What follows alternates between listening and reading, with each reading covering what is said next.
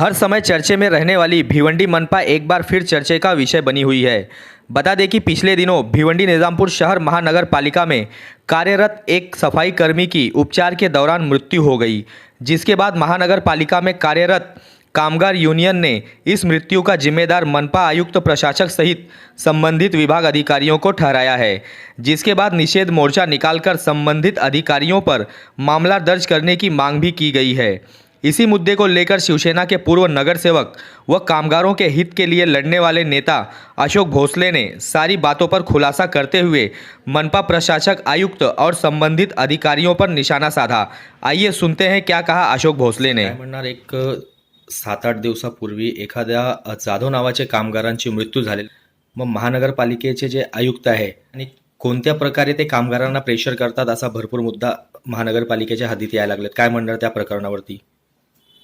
आता कालचा जो दुर्दैवी प्रकार जो घडलेला आहे भिवंडी महानगरपालिकेचे सफाई कामगार जे आपले आहेत सुदाम चिंतामण जाधव राहणार सेलार, हे सफाई कामगार आहेत आणि सफाई कामगाराचा मृत्यू एका म्हणजे अति कामाच्या ताणामुळे किंवा त्या अधिकाऱ्यांचा जे त्याचे एसआय वगैरे असते त्यांच्या काही प्रेशरमुळे त्यांना जास्त काम देण्याचा जो काही विषय महानगरपालिकेच्या अधिकाऱ्यांनी जो घेतला होता त्याला अनुसरून तो होता असं इतर लोक जे कर्मचारी आहेत ते सांगतायत। म्हणजे आमच्या वार्डातही तशीच परिस्थिती आहे, सगळीकडेच त्या सगळ्या कर्मचाऱ्यांवर तो दबाव आहे।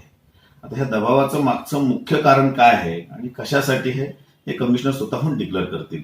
पण जी आमच्याकडे माहिती आहे ती माहिती अशी आहे की कर्मचाऱ्यांचा जो एक 7 वाजल्यापासून दुपारी 2 वाजेपर्यंतचे जे काम करण्याची जी एक डेडलाईन आहे किंवा त्या वेळेमध्ये ते काम पूर्ण करायचं आहे, तेवढ्या वेळात आमचे सफाई कामगार काम करतायत। त्याच्यावर दुर्लक्ष इतर अधिकाऱ्यांचा आहे हा एक वेगळा भाग आहे, पण ते काम करतात त्याच्याबद्दल काही आपलं दुमत नाही। पण त्यांना काहीतरी वाढीव सकाळी 6चा म्हणजे 1 तास तिकडे वाढवलाय आणि संध्याकाळी दुपारनंतर परत 3 वाजेपर्यंत काम करण्याचं जे त्यांच्यावर जे प्रेशर करण्यात आले बेकायदेशीररित्या, तर ते कुठंतरी प्रशासनाची ती पूर्णपणे चूक आहे आणि ह्याच्यामध्ये कुठंतरी सरकार जे आहे म्हणजे आमचं महाराष्ट्र शासन हे कुठेतरी बदनाम होतंय असं एकंदरीत चित्र तयार करण्यात आलेलं आहे। मात्र टीएमसी आणि बीएमसी मध्ये कर्मचाऱ्याबाबत एक रूल्स आणि रेग्युलेशन्स आहे, नियम आहेत। मग त्या नियमाचा बाह्य जाऊन आपले महानगरपालिकेचे आयुक्त किंवा जे सफाई वर्गाचे जे अधिकारी आहेत ते त्यांना प्रेशर करतात का? नाही, आता याच्यामध्ये मूळ मुद्दा असा आहे की तुम्ही पहिलं समजून घ्या की त्यांनी नवी मुंबई, ठाणे महानगरपालिका, मीरा भाईंदर असेल किंवा अजून इतर महानगरपालिका जे आहेत त्यांचे ग्रेड कुठे आहेत आणि त्यांची काम करण्याची, त्यांची साफसफाई करण्याची त्यांच्यासाठी समजा त्या प्रशासनाने समजा त्यांना 2 तास वाढवून जर दिले असतील तर ते त्यांचं काहीतरी नियोजन आहे स्वच्छतेच्या बाबतीत, म्हणून त्यांनी ते वाढवून दिलेलं आहे। ते कायद्याच्या बाहेर राहून नाही। कधीतरी कमिशनरांना त्याचे अधिकार असतात की बाबा आता काही वेळापुरता आपल्याला करायचं आहे, वाढीव तास वाढवून घेऊन त्यांचा काही मोबदला द्यायचा असेल, काहीतरी त्यांची कमिटमेंट झालेली असेल, पण तिथं तशी परिस्थिती निर्माण झालेली आहे। ते शहरी 2-3 जी शहरांची नावं घेतली जातात तर ती शहरं ही खूप सुंदर आहेत, त्यांची स्वच्छता आणि आपल्या स्वच्छतेमध्ये जमीन आसमानचा फरक आहे। आपल्याकडे माझ्या कामगाराला जरी तुम्ही 12 तास जरी कामाला लावलं तरी माझी भिवंडी सुंदर होत नाही ना, कारण माझ्या भिवंडीवरती असलेले खड्डे, माझ्या भिवंडीवर असलेल्या रस्त्यांवरती डेब्रिज, त्याच्या पलीकडे जाऊन खड्डे, इतर लोकांनी केलेले खड्डे, त्याच्यानंतर ज्या जी पाणी वाहून जाण्याची, शौच वाहून जाण्याची किंवा जे गटाराचं पाणी वाहून जाण्याची जी गटारं बनवलेली आहेत ती पूर्णपणे नादुरुस्त आहेत आणि त्याचं काम सुद्धा निकृष्ट दर्जाचं आहे। आणि त्याच्या पलीकडे जाऊन ज्या आपल्या नळाच्या पाईपलाईन ज्या दिलेल्या आहेत त्याचं कुठलंही नियोजन याच्या अगोदरही 10-20 वर्षापासून नसल्यामुळे त्या लाईन, त्या रोड पासून माझ्या घरापर्यंत जायचं असेल तर ती मला ते ड्रेनेजची किंवा तो जो साईड गटार आहे त्याच्यातून क्रॉस होऊन जायला लागते। मग त्याच्यामुळे तो जो कचरा असतो त्याच्यामुळे तो जाऊन अटकला। आणि दुसरी गोष्ट, सगळ्यात मोठी गोष्ट की इथं अनधिकृतपणे 6-6 इंचाच्या, 4-4 इंचाच्या, 3-3 इंचाच्या डाईंग सायझिंगसाठी जी पाणी देण्यासाठी जी वापरलेल्या लाईनी असतात, विहिरीवरून गेलेल्या लाईनी असतात, तर त्याच्या मोठ्या लाईनी त्या गटारातून टाकलेल्या आहेत। आणि सगळ्यात मोठा दुर्दैवाची गोष्ट की जे टोरंट सारखी कंपनी आहे त्याच्या सुद्धा ज्या केबल्स आहेत त्या गटारातून गेलेल्या आहेत। मग ह्याच्यावर संपूर्ण आपण लक्ष न देता आमच्या प्रशासनाचे प्रशासक जे आहेत कमिशनर हे सगळं त्या कर्मचाऱ्यांवर ढकलून मोकळ्या होत आहेत, तर हे कुठेतरी दुर्दैव आहे। नाही, आपण आता बोललो की जे आपले प्रशासक आहेत ते कर्मचाऱ्यांवरती ढकलून साईडला होतात, मात्र पूर्ण वर्ष का नाही, फक्त असे एक स्वच्छता अभियान म्हणून गव्हर्नमेंटचे काहीतरी फंडिंग येणार आहे म्हणून 2 ते 3 महिने हे कर्मचाऱ्यांवरती प्रेशर देतात का? हो, हा तो नियमच आहे ना आपल्याकडे. म्हणून तर मी ते म्हणालो ना की आपल्याकडे ठाणा मुंबईचं फक्त उदाहरण दिलं जातं, पण त्याच्या बाकीच्या ज्या मूलभूत सुविधा आहेत, ज्या कामं आहेत, त्याचा पण तुम्ही कुठेतरी करा ना. माझ्या सफाई कामगारांवर, माझ्या इथल्या स्थानिक कर्मचाऱ्यांवर का तुम्ही प्रेशर टाकताय? मग तुम्ही बाकीच्या गोष्टींचा पण तुम्ही तो विचार केला पाहिजे ना. रस्ते सुंदर बनवा, मग साईड गटर सुंदर बनवा, त्याच्यामध्ये भ्रष्टाचार होता कामा नये. जे अनधिकृत लाईन असतील त्या कटिंग करून टाका. त्याची जे पाईपलाईन्स आहे आपले ते गटराच्या त्या बाजूला टाका. त्याला त्या बाजूला टाकून दिल्यानंतर लोकांना गटर क्रॉस करून घ्यायची गरज नाही. ह्या गोष्टीकडे कुठलेही प्रशासकाचे अधिकारी हे फक्त कॅबिनमध्ये बसूनच बोलतायत ना. हे स्वतःहून कुठं साईटवर जात नाही आणि फक्त माझ्या सफाई कामगारांकडून रिपोर्ट घेतात आणि त्यांच्यावर ते प्रेशर टाकतात. आणि सफाई कामगार ऑलरेडी जे काम करतात त्यांनाच हा त्रास आहे. काही कर्मचारी ते गैरहजर राहून सुद्धा त्यांची हजेरी लागतायत. हे मी स्वतः सुद्धा प्रशासनाच्या निदर्शन आणून दिलेलं आहे. तरी प्रशासन एकदम ढिम्म आहे आणि त्याच्यावर कुठलेही काम करत नाही. माझ्या सफाई कामगार जे इमानदारीने काम करतायत त्यांच्यावर, गोरगरीब माझे कर्मचारी त्यांच्यावर ह्या सगळ्या गोष्टी लादून त्यांना कुठेतरी टार्गेट केलं जातंय, असं एकंदरीत भिवंडीतलं चित्र आहे. आणि ते कुठेतरी महाराष्ट्र शासनाला कुठेतरी बदनाम करण्यासाठी केलेलं एक छोटंसं षडयंत्र आहे. आपण आत्ताच बोलला काही कर्मचारी गैरहजर असूनही त्यांची हजेरी लागते, हे कुठला प्रकार आहे?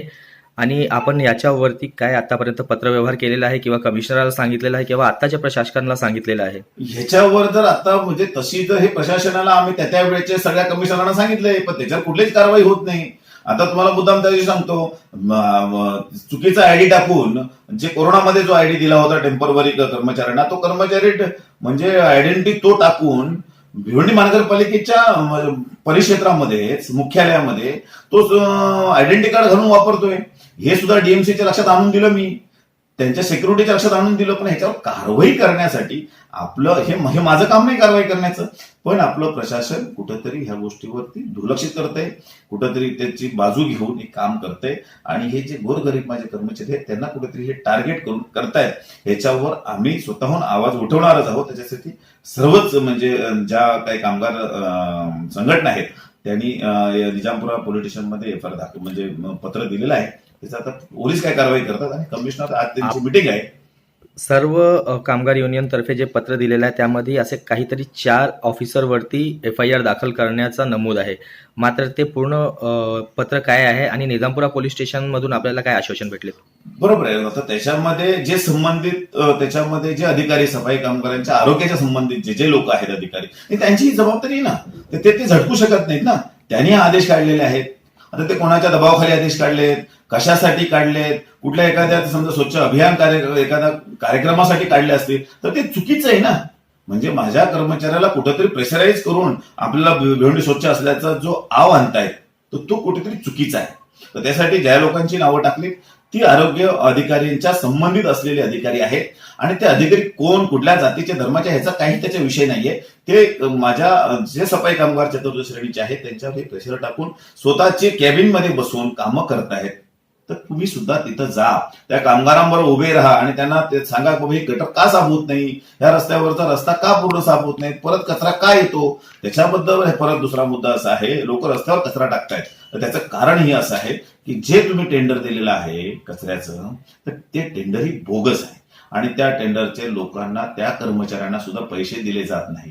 हे प्रशासनाला या वेळोवेळी आम्ही सांगून सुद्धा प्रशासन एकदम ढिम्म होत आहे. आणि याचा सगळा त्रास हा महाराष्ट्र शासन गव्हर्नमेंटच्या म्हणजे लोक असं म्हणतात की मुख्यमंत्री किंवा ज्या संबंधित डिपार्टमेंटचे लोक आहेत महाराष्ट्र सरकारचं लक्ष देत नाही. मग हे कुठंतरी एक आमच्या मुख्यमंत्र्यांना असेल किंवा आमच्या महाराष्ट्र शासनाला सुद्धा याच्यामध्ये टार्गेट केलं जातंय असा माझा डायरेक्ट आरोप आहे. प्रशासनाला काय मागणी केली? पोलीस प्रशासनाला आपल्या पत्रामध्ये काय मागणी केली? पोलिसांना सांगितलं की याच्यावर एफआयआर दाखल करा, अशा प्रकारचं पत्र दिलेलं आहे. पोलिसांनी तसं आश्वासन ह्या संपूर्ण संघटनेला दिलेलं आहे की बाबा आम्ही यांच्यावर सखोल चौकशी करून याच्यावर निश्चित कारवाई करू. मात्र टीएमसी झाली, बीएमसी झाली, कल्याण उल्हासनगर महानगरपालिका झालेत, अशा पालिकेमध्ये एखादा कर्मचाऱ्याला काही विजा झाली तर त्याला आपत्कालीन अनुदान किंवा आपत्कालीन मदत म्हणून एक बजेट असतो. आपल्याकडे ते बजेट आहे का? बजेट फक्त आपल्याकडे बजेट मोठं 1000 करोडचं आहे. त्याला काय करायचं आहे? आपल्याकडे 200 करोड नाहीत, बजेट आपलं 1000 करोडचं असतं.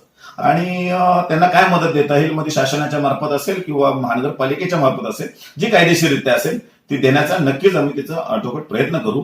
आणि बजेटमध्ये असून सुद्धा त्या बजेटमध्ये काही कामं होत नाही, त्याच्यामुळे त्या बजेटवर न जाता आपण महाराष्ट्र शासनाकडून त्याच्यासाठी मागणी करू आणि महानगरपालिकेच्या फंडातून त्याला जी आर्थिक मदत आहे, गुन्हा दाखल झाला किंवा ह्याच्यावर काही कारवाई झाली तर त्याच्यानंतर नक्कीच त्याला मदत करून देण्याचा प्रयत्न आम्ही सर्वच लोक जे त्यांच्या कामगारांच्या बाजूने आहेत ते सगळं त्यांना मदत करण्याचा 100% आमचा प्रयत्न आहे.